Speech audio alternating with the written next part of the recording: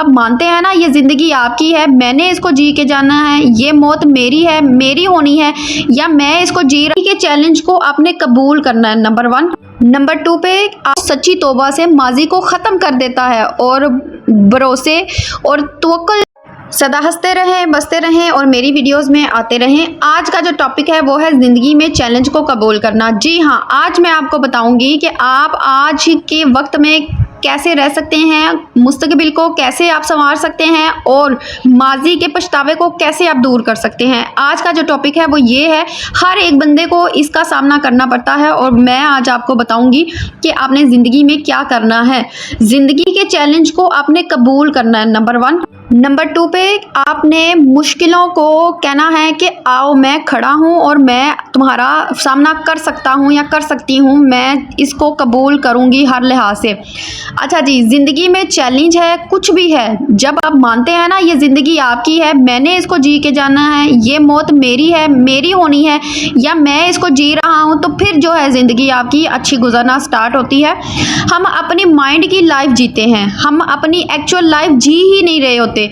आप क्या हैं? आप एक रूह हैं जिसके पास सिर्फ प्रेजेंट का वक्त है, सिर्फ आज का लम्हा। आज के लम्हे में रहते हुए सोचें, एक माजी है, एक मुस्तकबिल है और एक आज है। आज में नहीं जी रहे तो मैं इसकी आपको सज़ा बता देती हूँ। जो आज में नहीं जी रहा होता ना, तो वो 2 चीज़ों में जिएगा, या तो वो माजी के पछतावे में जिएगा या मुस्तकबिल के खौफ में जिएगा।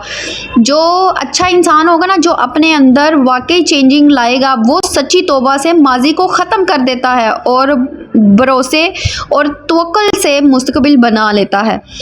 कल पे यकीन, खुदा पे यकीन है। जब यकीन है ना, तो आज का लम्हा बचा हुआ है आपके पास, तो इसको अच्छे से जिएं, इसको एंजॉय करें। तो जब आप आज के दुनिया में रहने लग जाएंगे ना, तो फिर इसको कहते हैं कि माइंडफुलनेस कहते हैं। हमारा दिमाग जो है हमें हाईजैक कर लेता है, हमें पता ही नहीं होता कि हमारे साथ हो क्या रहा है। जो हम समझ रहे होते हैं इसके अलावा हो रहा है और हमारी ज़िंदगी जो है वो संवरने लग जाती है। हमें समझ आने लग जाती है कि ज़िंदगी को आज के वक्त में रह कर ही जीना है। आप आज के वक्त में रहें, लोगों के साथ अच्छा ताल्लुक़ बनाएं। आप बुरे के साथ अच्छे हैं तो ये अच्छाई है, आप बुरे के साथ अच्छे हैं तो ये अच्छाई है। आप अच्छे के साथ अच्छे हैं तो ये कोई बड़ा काम नहीं है। जैसा वो था आप हो गए, इसमें कौन सी बड़ी बात है। लेकिन आप अच्छे के साथ बहुत बुरे हैं, ये सर आपकी बदकिस्मती है। क्या बोला? आप अच्छे के साथ बुरे हैं तो आप बदकिस्मत हैं। कम अज़ कम आप न्यूट्रल ही हो जाते, ठीक है। लेकिन आपने डैमेज ही कर दिया, इस रिलेशन को ही डैमेज कर दिया कि आप अच्छे के साथ बुरे बन गए। तो आप कदरदान बने, ज़्यादा से ज़्यादा जो है वो कदर करें, शुक्र करें। जितना शुक्र करेंगे अल्लाह आपको उतना नवाजेगा। अल्लाह कदर करने वालों पर करम करता है, अल्लाह शुक्रगुजारों पर करम करता है। अल्लाह को जो मानते हैं कि इसने मेरे पर एहसान किया है, अल्लाह उन पर करम करने लग जाता है। अल्लाह जो है जब बाजू किसी का पकड़ता है तो बुलंदियां छू लेता है वो इंसान जिस पर अल्लाह का करम हो जाता है। तो इसलिए इंसानियत जो है वो पहले है, उसके बाद सारे रिश्ते हैं, सारे हर चीज़ है। पहले इंसानियत है, इंसानियत के नाते आप अच्छे बने। और दूसरा मैं आपको बताती चलूँ कि ज़िंदगी के सारे दरवाजे बंद हो जाएं तो एक खिड़की ज़रूर खुली होती है। फिर हम कहते हैं कि इस खिड़की की तरफ हम देख नहीं सकते, चाह नहीं सकते, सोच नहीं सकते, हो ही नहीं सकता। यही वक्त होता है अपनी ईगो को छोड़कर कदम उठाने का। इस वक्त जो मुमकिन आपकी कोशिश है वो ज़रूर करें। खबर नहीं कि जिस पर आप आज कदम उठा रहे हैं, चलना शुरू कर दिया है, तो कल वो उसका जो सिला है वो आपको क्या मिले, कहाँ से कहाँ तक आपको वो पहुँचा दे। चाहे वो किसी और बुलंदी जो आपको इज्जत बख्शने वाला है, वो अल्लाह की ज़ात है। वो ये नहीं देखता कि ये काला है, पीला है, नीला है, या छोटा है, या बड़ा है, या पैसे वाला है, या गरीब है। वो जब किसी का बाजू पकड़ता है तो वो उसको बुलंदियाँ ज़रूर दिखाता है, लेकिन ये इंसान की नीयत के ऊपर डिपेंड करता है कि वो क्या कर सकता है और क्या होगा। आज का जो टॉपिक था वो हो गया मेरा ख़त्म। उम्मीद करती हूँ आपको बात अच्छी लगी हो। अगर अच्छी लगी हो तो लाइक, सब्सक्राइब और मेरी वीडियोस को वॉच करते रहें और पुरानी को विज़िट ज़रूर करें। आज का जो व्लॉग है, जो आज घर में रूटीन थी वो मैं आपके साथ शेयर कर देती हूँ। मेरे बच्चों की शरारतें छोटी छोटी जो मैं साथ शेयर करती हूँ। तो मेरे जो चैनल को ज़रूर विज़िट किया करें और आपके सपोर्ट की बहुत ज़्यादा ज़रूरत है। तो आज का जो व्लॉग है वो मैं करती हूँ स्टार्ट। ये जो है मूसा, ये मेरा शहजादा बेटा है, सारे काम इसको आते हैं, हर चीज़ जो है ये कर लेता है। आज सुबह उठ के मेरी बेटी गई थी, आज जाना था इसने गाँव, तो उसके लिए रेडी हुई है।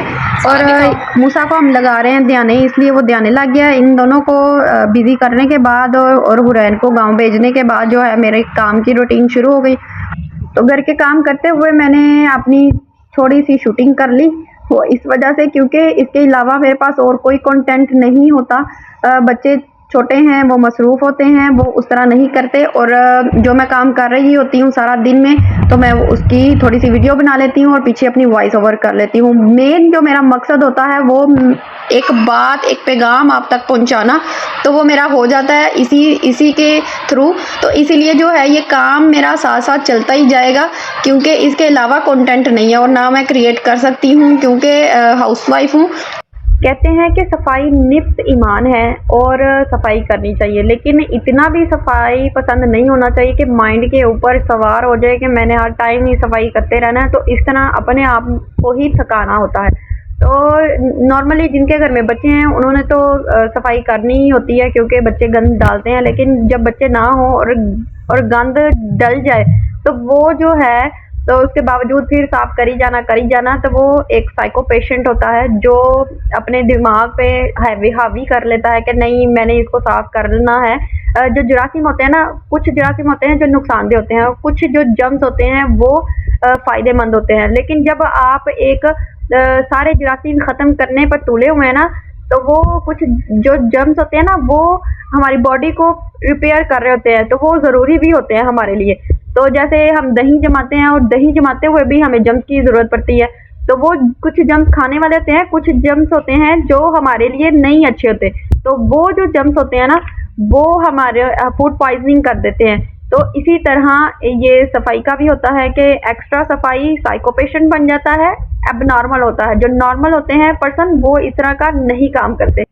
मेरा व्लॉग होता है एंड सदा हंसते रहें, बसते रहें और दूसरों को हंसाते रहें। यही ज़िंदगी है और यही ज़िंदगी का मकसद है। अल्लाह हाफिज़।